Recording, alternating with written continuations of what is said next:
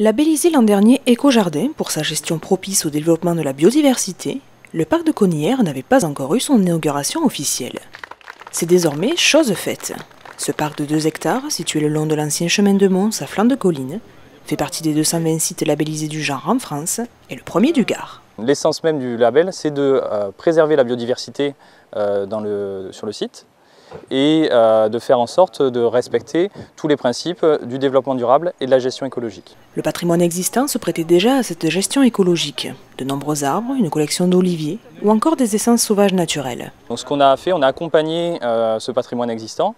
On a mis en place une gestion raisonnée de la fauche, c'est-à-dire qu'au lieu de couper l'herbe très régulièrement, on a fait uniquement des chemins pour permettre aux gens d'accéder dans de bonnes conditions et on les fauche uniquement en juin.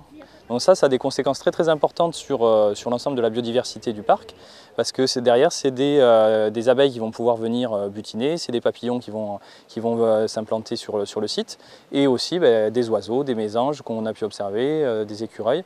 Donc cette pratique-là va énormément favoriser la biodiversité. Des arbres fruitiers ont également pris place dans le parc. Ce verger partagé permet aux personnes et aux familles de venir découvrir les fruits directement à la racine.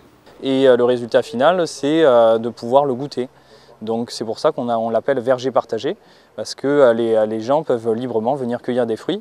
Ce qu'on souhaite, c'est que ça se fasse de manière raisonnée, que ça ne soit pas une cueillette intensive, que ça soit uniquement pour goûter les fruits et le faire partager avec les enfants. Les enfants, justement, ceux du conseil municipal alésien, se sont prêtés au jeu en plantant 3 oliviers, dont ils s'occuperont au fil des mois. On fait des choses pour la nature. En fait, on a été élus pour faire des projets dans la ville, pour améliorer la ville. Aujourd'hui, on a décidé de planter des oliviers au parc des Conillères. Vu qu'ils sont morts cet hiver à cause du gel, ça serait bien de les replanter. Du coup, on a décidé de les faire. Voilà, pour leur commission, ils ont tout un tas de projets, notamment la commission nature et environnement, qui avait envie de faire des projets de plantation d'arbres, de préservation de l'environnement.